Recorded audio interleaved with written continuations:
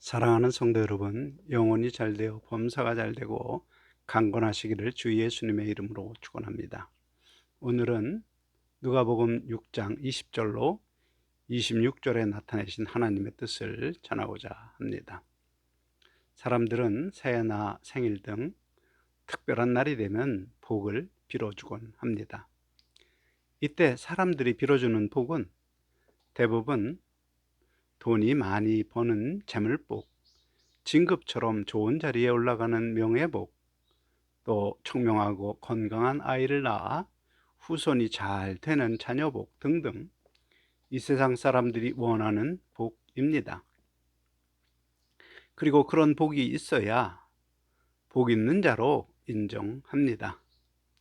그런데 오늘 말씀에 나타난 복은 세상 복을 기준으로 보면 오히려 복이 없는 것처럼 생각됩니다. 더구나 성경이 말하는 복이란 우리가 생각하는 세상 복보다 더 좋은 복이 마땅합니다. 과연 예수님께서 복 있다고 하신 성경의 복이 어떤 복인지 자세히 살펴보고자 합니다. 누가복음 6장 20절, 너희 가난한 자는 복이 있나니 하나님의 나라가 너희 것이미요. 이 말씀에 언급된 복은 세상 관점으로 가장 이해가 안 되는 복입니다. 왜냐하면 사람들은 누구나 가난한 자가 되기보다는 부자가 되어 잘 살고 싶은 소망과 또 부자는 복이 있고 가난한 자는 복이 없다고 생각하기 때문입니다. 그런 생각은 사실 이 말씀을 오해한 것입니다. 곧 경제적으로 가난한 사람이 복이 있고 천국이 장차 그들의 것이라는 생각, 곧 예수님이 가난한 자들을 위로하는 말로 생각하는 것입니다. 그러나 그것은 오해입니다. 성경의 뜻을 잘 이해하려면 사용된 단어의 성경적 의미를 정확히 아는 것이 필요합니다.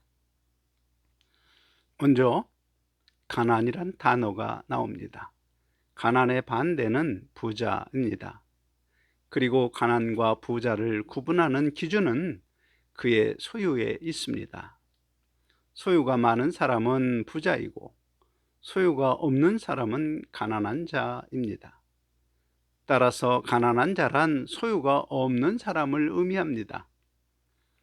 또 하나 중요한 것은 하나님의 나라를 소유한 사람을 예수님께서 너희라고 지칭하셨는데 너희로 지칭된 그 사람들은 지금 예수님의 가르침을 듣고 있는 제자들입니다.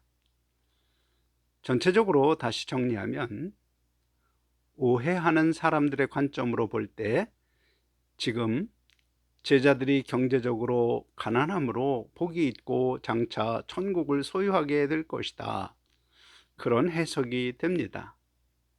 만일 그렇게 해석하면 천국의 소유 여부는 이 땅에서 경제적으로 가난하냐 부자냐 그것에 달린 것이 됩니다.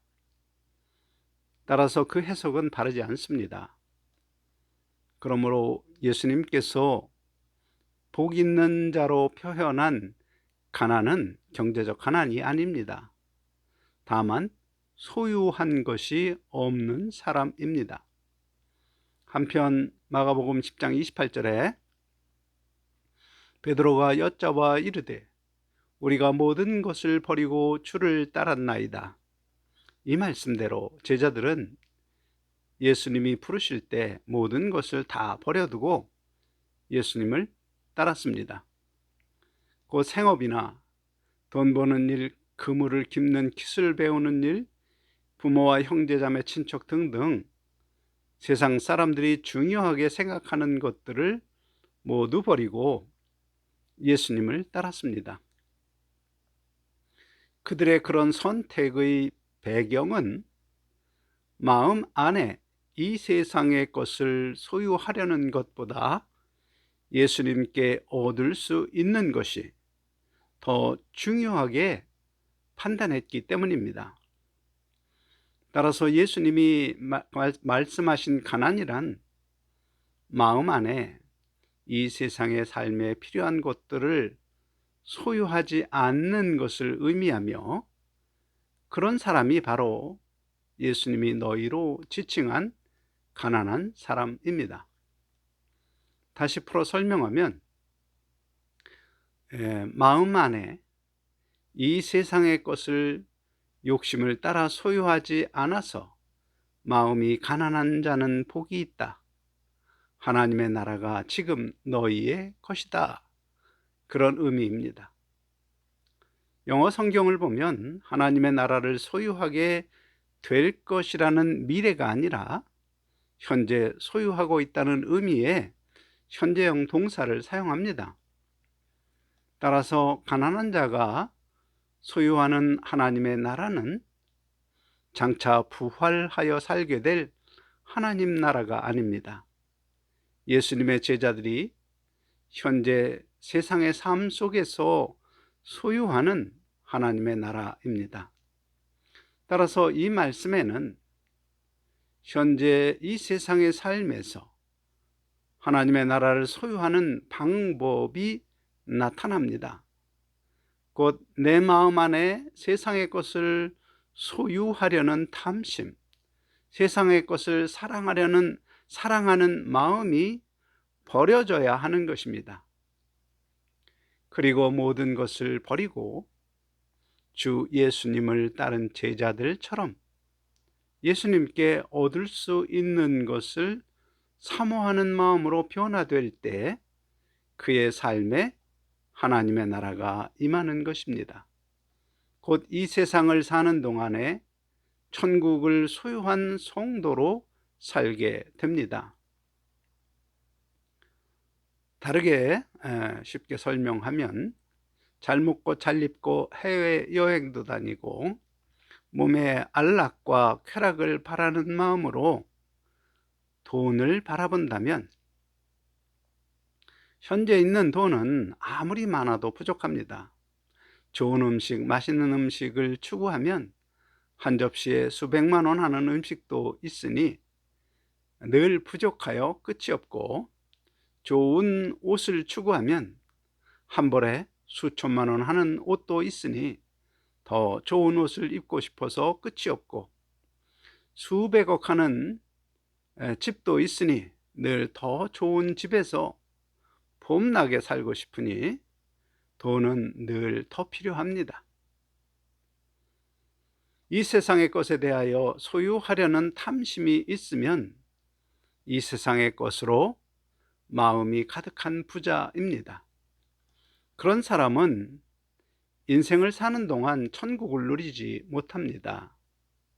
그런데 세상 것을 소유하려는 탐심을 버리고 마음이 가난한 자로 변한다면, 또한 주 예수님께 얻을 수 있는 것을 사모하는 마음으로 주의 가르침을 따르는 사람은 지금 있는 돈이 감사합니다.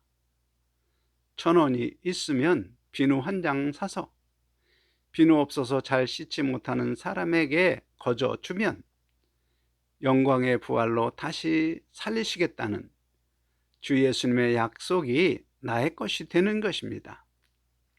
심판 때 더 좋은 부활을 바라보는 나의 소망을 이루시는 예수님을 생각할 때 기쁨이 가득한 것입니다.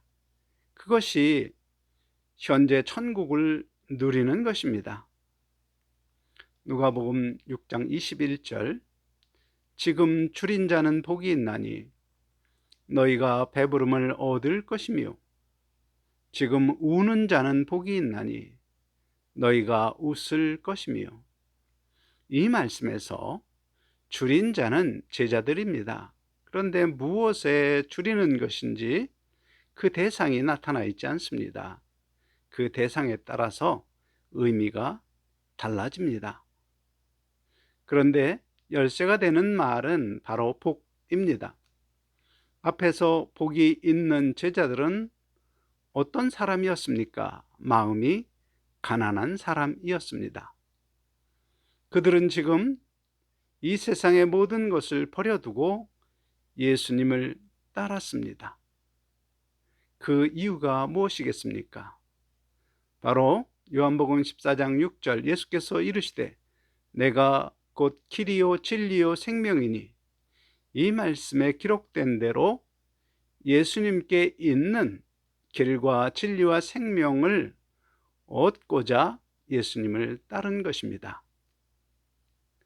따라서 그들이 줄인 것은 바로 영생의 길, 죽음 이후의 세계에서도 변하지 않는 유효한 진리, 그리고 영생하는 생명에 줄인 것이지요. 곧 성경의 메시아 예수 그리스도 자체입니다. 그런데 중요한 것이 있습니다.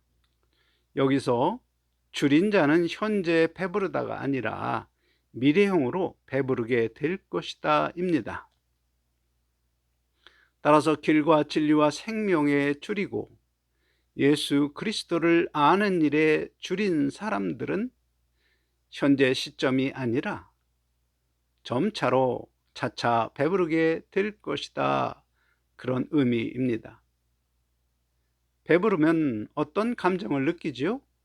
만족감입니다. 그러므로 장차 시간이 지나감에 따라 만족하게 될 것이다, 그런 의미입니다. 우리의 입장으로 생각해 보겠습니다. 우리는 예수님을 구주로 영접하고 세례를 받음으로 예수님을 따르는 제자가 되었습니다. 세례를 받았다고 누구나 다 진리에 줄이고 예수님을 아는 일에 배고파하지 않습니다. 세례를 받은 성도라고 영생의 길과 영원한 진리, 그리고 영생하는 생명을 알고 얻기에 갈급한 사람들만이 배부르게 되는 것입니다.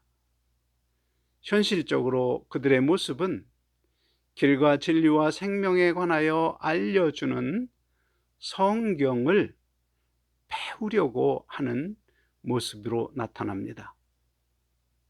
쉽게 설명하면 세례를 받고 성도가 되었어도 길과 진리와 생명의 하나님 말씀을 깨닫게 하는 예배 시간에 게임을 하면 그는 게임에 줄인 사람입니다. 경로당에서 할머니들과 화투 치는 것을 생각하면 그는 화투 치며 돈 따는 재미에 줄인 사람입니다. 자식 생각이 가득하다면 자식에 줄인 사람입니다. 애인 생각, 휴가 생각이 가득하다면 그 생각하는 것에 줄인 사람입니다. 그러나 선포되는 하나님 말씀에 담긴 진리를 사모하며 듣고 있다면 진리에 줄인 사람입니다.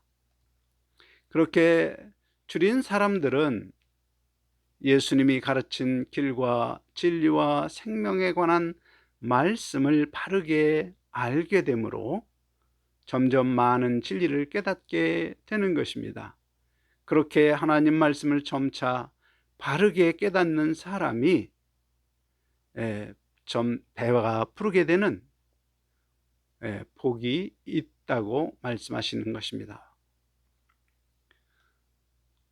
거꾸로 생각하면 하나님 말씀을 듣지 않고 몸만 예배당에 있는 사람들, 죽음 이후 세상에 관하여 관심이 없는 사람들, 마음 안에 하나님이 어떠한 분인지 알려는 갈망이 없는 사람들은 거꾸로 보면 줄이지 않은 사람들입니다.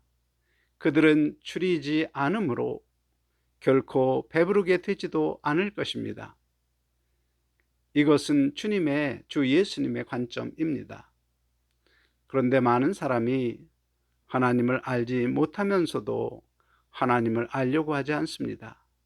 그들은 줄이지 않고 배부른 사람입니다. 그것은 사탄이 하나님 말씀에 관한 의심의 화살을 마음에 넣어 주었고 그 의심에 마음이 흔들렸기 때문입니다. 그 결과로 자기 생각을 하나님 말씀보다 더 지혜롭게 여기게 되고, 또 출생 후 현재까지 얻은 단편적이고 거짓이 가득한 정보를 바탕으로 형성된 자기중심적 가치관으로 탐심을 따라 몸과 마음이 원하는 것을 소유하려고 사는 것입니다. 그러므로 배부른 사람은 오히려 성경을 할까 두렵습니다. 예배에 나와서 설교를 듣는 것도 부담입니다. 왜 부담일까요? 진리를 알면 나의 자기중심적 가치관으로 사랑하는 세상 것들을 버려야 할 것 같기 때문입니다. 가령 성경은 11조를 하나님의 것이라 말합니다. 그것을 알면 내가 하나님의 것으로 나의 욕심을 위하여 사용하고 있음을 알게 되어 그런 말씀을 듣고 싶어 하지 않습니다.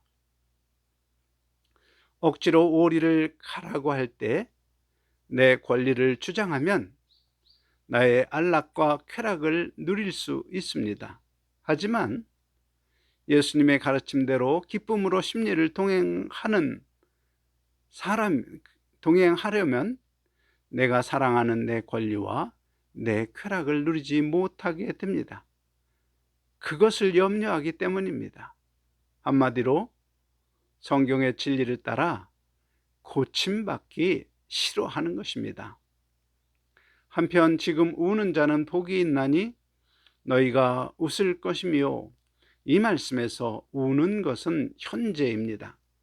그리고 웃게 되는 것은 미래입니다.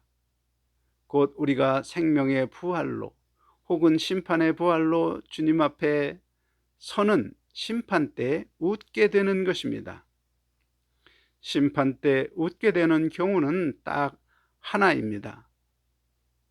주 예수님의 은혜를 받은 자로 멸망의 심판을 면제받고 믿음으로 행한 일들에 관하여 주 예수님의 칭찬을 받으며 영광의 부활로 나오는 경우입니다.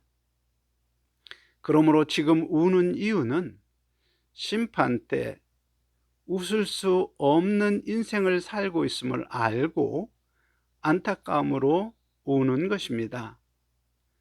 그동안 살아왔던 인생이 허비되었음을 알고 우는 것입니다. 쉽게 내 이름으로 물 한 잔을 주어도 상을 주겠다고 하신 예수님의 가르침의 말씀 앞에 물 한 잔을 준 적이 없다는 사실을 깨달은 것입니다.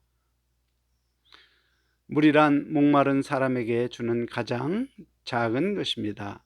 곧 위로가 필요한 사람에게 위로의 말을 건네는 것이 물 한 잔을 주는 것과 같은 의미입니다.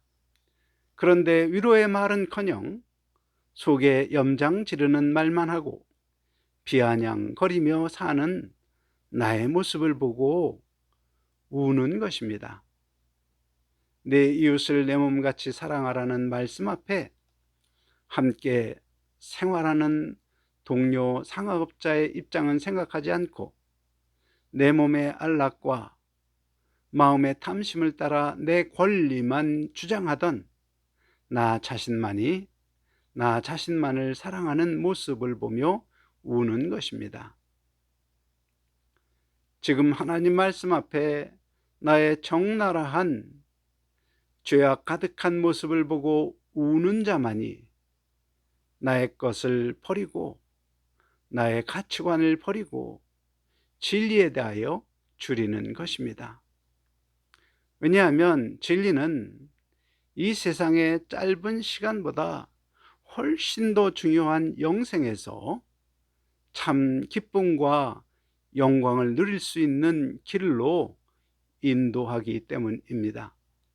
사랑하는 성도 여러분, 명심하시기 바랍니다. 진리에 대하여 줄인 사람만이 진리로 배부르게 되는 것입니다. 하나님을 알기 원하는 사람만이 하나님이 어떠한 분이신지 알게 되는 것입니다. 부활에 대하여 줄인 사람만이 영광의 부활로 배부르게 되는 것입니다. 그것은 성경의 지식을 단순히 많이 가지는 것과 다른 것입니다. 성경의 지식을 많이 아는 것은 하나님에 관하여 아는 것이지만 하나님을 아는 것이 아닙니다. 또한 진리를 떠나서 사는 나의 모습을 성령께서 보이시면 심판이 이를 것이라는 사실을 기억하고 지금 하나님 앞에 울어야 합니다. 심판 때 우는 것은 늦은 것입니다. 지금 우는 자가 되어 나중 심판 때 큰 위로를 받고 크게 기쁨을 누리게 되는 것입니다. 사랑하는 성도 여러분, 가난하고 줄이고 우는 자는 영생하는 생명을 얻고 진리를 알고 그 길을 따라 살게 되므로 영광의 부활에 이르는 복을 소유하게 됩니다. 결코 잠깐 살며 썩어질 육체의 안락과 쾌락을 위한 이 세상 복과는 비교할 수 없는 하늘의 신령한 복, 영광의 부활을 누리게 되는 것입니다. 그러므로 가난하고 줄이고 우는 자를 예수님은 복이 있다고 말씀하신 것입니다. 참고로 하나님 앞에 복 있는 자의 세상 사는 모습은 가족, 친구, 동료, 상업자 등등 인간관계에서 고린도전서 13장의 사랑이 나타나는 모습으로 상대방을 존중하는 삶으로 변화합니다. 그런 변화로 세상 복과는 비교할 수 없는 진정한 하늘의 신령한 복을 누리게 되는 성도 여러분이 되시기를 주 예수님의 이름으로 간절히 축원합니다. 아멘.